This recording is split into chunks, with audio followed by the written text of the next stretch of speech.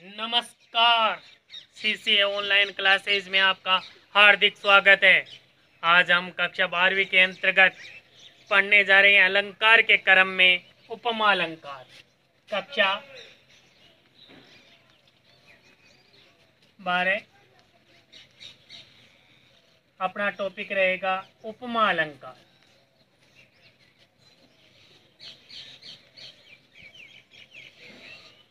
उपमा अलंकार सबसे पहले हम देखते हैं कि उपमा का अर्थ होता क्या है। इसका अर्थ देखते हैं। इसका अर्थ हो जाएगा सादृश्य, सादृश्यता, समानता, तुल्यता।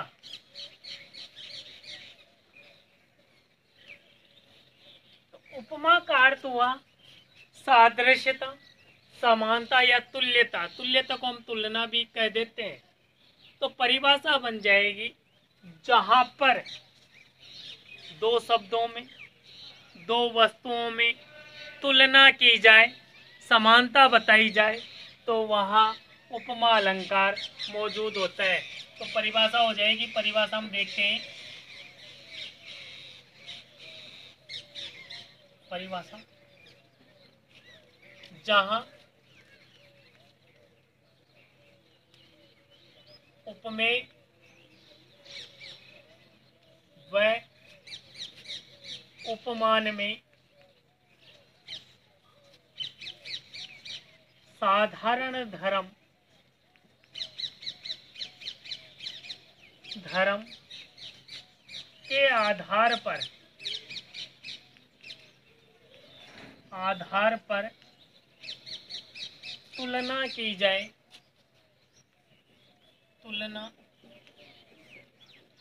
जाए, तो वहां उपमा अलंकार मौजूद होता है या होता है। तो वहां उपमा अलंकार होता है। काव्य में जहां पर उपमेय व उपमान में साधारण धर्म के आधार पर तुलना की जाए या समानता बताई जाए, तो वहां उपमा अलंकार होता है। उदाहरण देखते हैं। जैसे सीता मुख चंद्र समाना। चंद्र समाना।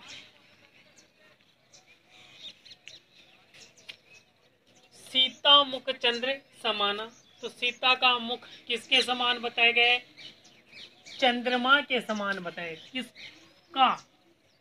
किसको बताया जा रहा है? मुख को किसके समान बताया जा रहा है? चंद्रमा के समान। तो मुख को किसकी उपमा दी जा रही है? चंद्रमा की। किससे तुलना की जा रही है? चंद्रमा से तुलना की जा रही है। यहाँ अपने इस परिभाषा के अंतर्गत कुछ शब्द आए हैं। इन शब्दों का क्या अर्थ होता है और इस अलंकार में इन शब्दों का क्या महत्व है। यहाँ पर आए हैं शब्द उपमेय, उपमान और साधारण धर्म। तो ये शब्द यहाँ क्यों आए हैं, इनका क्या महत्व है, देखते हैं।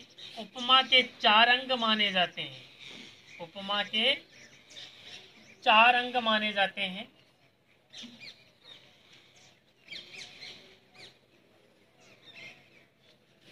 पहला है उपमेय, दूसरा है उपमान, तीसरा है साधारण धर्म और अपना चौथा है वाचक शब्द। वाचक शब्द सादृश्यवाचक शब्द भी बोल देते हैं। उपमेय, उपमान, साधारण धर्म, वाचक शब्द। ठीक है। साधारण सा उदाहरण लेते हैं। हमने विशेष्य और विशेषण के बारे में तो जाना ही है, विशेष्य और विशेषण के बारे में पढ़ा भी है। कर्मधारय समास में हम पहचान लिखते हैं कि जहाँ विशेष्य और विशेषण का संबंध पाया जाए, जहाँ उपमेय व उपमान का संबंध पाया जाए, वहाँ कर्मधारय समास माना जाता है। तो देखते हैं विशेष्य और विशेषण का संबंध।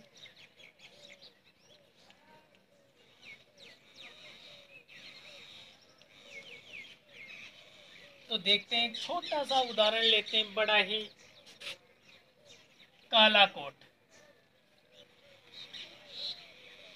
कोट कोट कैसा है? काला है। काला चश्मा, चश्मा कैसा है? काला है। तो यहाँ कोट क्या है? कोट की विशेषता क्या बताई जा रही है? काला है भाई, काला। तो कोट क्या हो गया? विशेष्य हो गया। और इस कोट की विशेषता क्या है? काला है। तो ये क्या हो गया? विशेषण हो गया। ये क्या हो गया? विशेषण हो गया। तो विशेष्य की परिभाषा क्या हो जाएगी? संज्ञा व सर्वनाम शब्दों को हम विशेष्य कह देते हैं, अर्थात जिसकी विशेषता बताई जाए उसे क्या कह देते हैं? विशेष्य कह देते हैं। और जो विशेषता होती है, उसे क्या कह देते हैं? विशेषण कह देते हैं। जैसे एक उदाहरण और लेते हैं, चंद्रमुखी। चंद्रमुखी,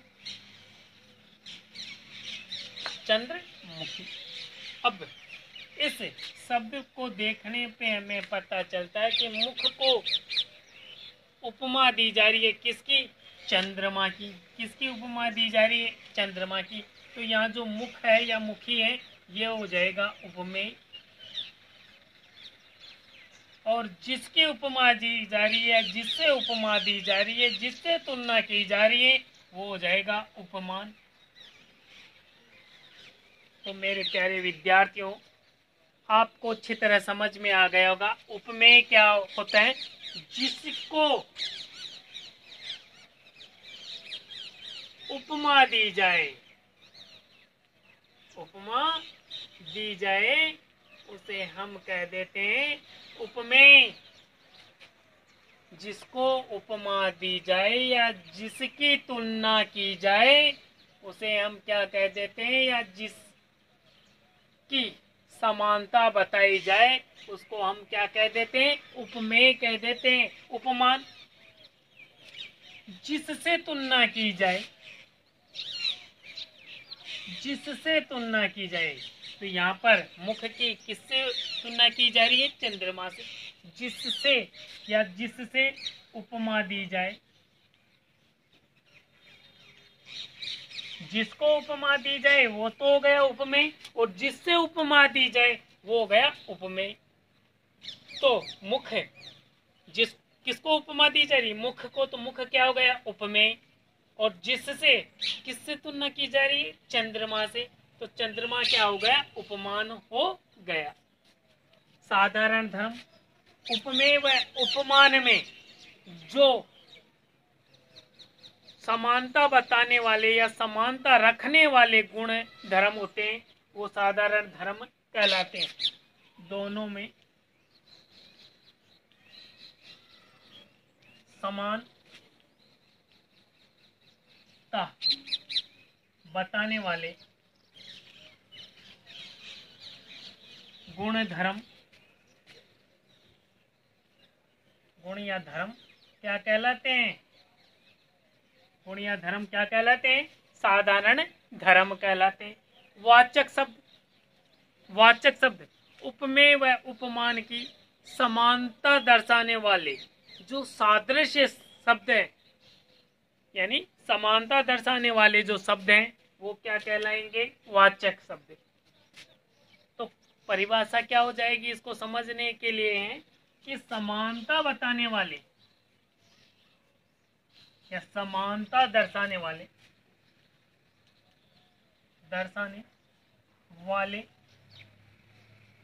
समानता दर्शाने वाले सादृश्य शब्द, सादृश्य शब्द, सादृश्य शब्द, सादृश्य शब्द वाचक शब्द कहलाते हैं। सादृश्य शब्द होते हैं ये सरिस, सम, समान,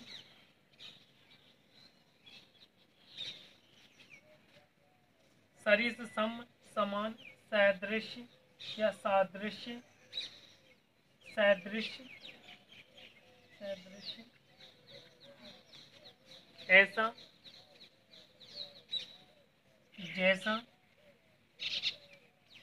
ज्यों आदि शब्द, आदि शब्द। सरिस, सम, समान, सादृश्य, सादृश्य और एक शब्द आ जाएगा सा, ऐसा, जैसा, ज्यों शब्द आपको दिखाई दे जाए तो वहां उपमा अलंकार माना जाता है। तो आपको याद रहेगा सरिस, सम, समान, सादृश्य, सादृश्य, सा, ऐसा, जैसा, ज्यों आदि शब्द क्या कहलाते हैं? वाचक शब्द कहलाते हैं। तो साधारण धर्म क्या हुआ? साधारण धर्म हो गया उपमेय व उपमान में समानता बताने वाले जो गुण है, धर्म है, वो क्या कहलाते हैं? साधारण धर्म कहलाते। दोनों में समानता दर्शाने वाले शब्द क्या कहलाते हैं? क्या कहलाते हैं भैया? साधारण धर्म कहलाते हैं। देखिए उदाहरण से समझते हैं। एक उदाहरण लेते हैं, उदाहरण लेते हैं और इससे समझते हैं। पीपर पात, पीपर पात सरिस मन डोला, सरिस मन डोला, पीपर पात सरिस मन डोला। अब यहाँ देखते हैं पात, पीपर, पीपर यानी पीपल, पात यानी पत्ता।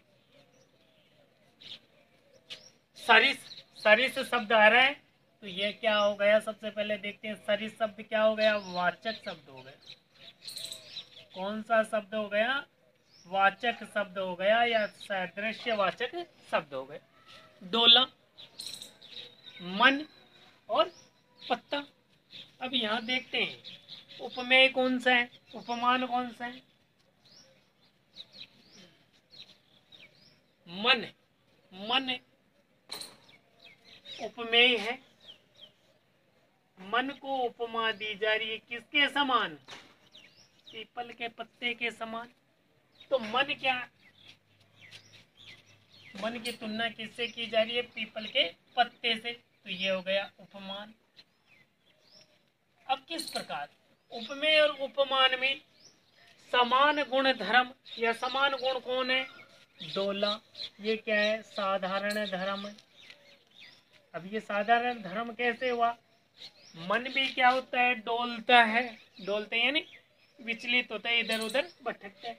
और पीपल का पत्ता भी हवा में क्या होता है? डोलता है। तो पीपल का पत्ता और मन दोनों में समानता है, दोनों में साधारण धर्म है, दोनों में एक ही धर्म है कि ये दोनों डोलते हैं। वाचक शब्द है, वाचक शब्द क्या है? समानता दर्शा रहा है इन दोनों में। सरिस शब्द जो है वो वाचक शब्द कहलाता है। तो यहाँ पर उपमेय तो है मन, मन को उपमा दी जा रही है किसकी? पीपल के पत्ते की। और दोनों में जो समान गुण है वो है डोला, या कि मन भी विचलित होता है और मन भी विचलित होता है और पत्ता भी विचलित होता है। मन भी डोलता रहता है, भटकता रहता है और पीपल का पत्ता भी हवा में इधर उधर भटकता रहता है। तो इस कारण डोला शब्द साधारण धर्म हो गया और मन उपमेय है और पीपल का पत्ता उपमान है। तो आशा है आपको इस उदाहरण से उपमेय, उपमान, साधारण धर्म और वाचक शब्द बड़े ही समानता से समझ में आ गया होगा। अब एक और उदाहरण देख लेते हैं। मुख कमल सा खिल गया, मुख कमल सा खिल गया, खिल गया। अब बताइए भैया, आप देखो इसमें उपमेय कौन सा है, उपमान कौन सा है, साधारण धर्म कौन सा है तथा वाचक शब्द कौन सा है। तो मुख, मुख क्या है, मुख को किसकी उपमा दी जा रही है, कमल की उपमा दी जा रही है। तो ये हो गया उपमान और ये हो गया उपमेय। अब मुख भी प्रसन्न होता है, खिल जाता है, और कमल भी क्या हो जाता है, खिल जाता है। तो खिल गया, तो ये क्या हो गया, दोनों में उपमेय और उपमान में समान गुण है, समान धर्म है, इस कारण ये क्या हो गया, साधारण धर्म हो गया। और अभी आपको बताया था कि वाचक शब्द हैं जो स्थायी हैं, कौन कौन से हैं, सरिस है, सम है, समान है, सादृश्य है, सदृश, सा है, ऐसा है, जैसा है, ज्यों है, सा। तो ये सा क्या हो गया, वाचक शब्द हो गया। कौन सा शब्द हो गया भाई, वाचक शब्द हो गया। तो आपको उपमा अलंकार बड़े ही सरलतम रूप से समझ में आया होगा। आज के लिए इतना ही, धन्यवाद।